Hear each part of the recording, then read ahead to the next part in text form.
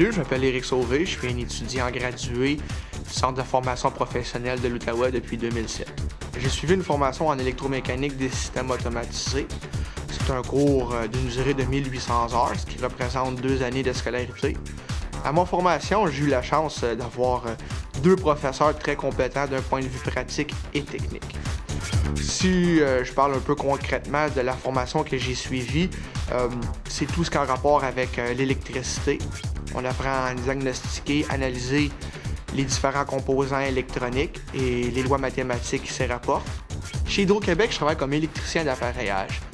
Mon métier consiste surtout à l'entretien et la réparation des différents disjoncteurs et transformateurs dans des tensions de 25 000 volts et plus. Mon intégration au marché du travail s'est passée assez vite car la compagnie qui m'a accepté en stage m'a offert un emploi au moment que j'ai fini ma formation. Et c'est par la suite que j'ai été engagé par Hydro-Québec.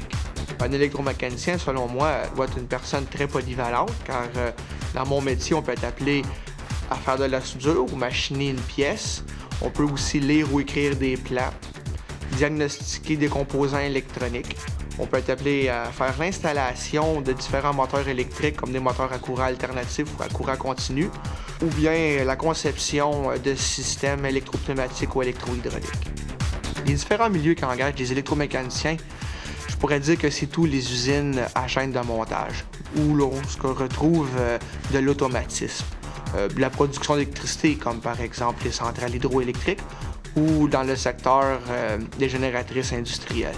Toutes les compagnies qui possèdent des systèmes hydrauliques et pneumatiques, un électromécanicien peut savoir travailler dans un de ces différents domaines.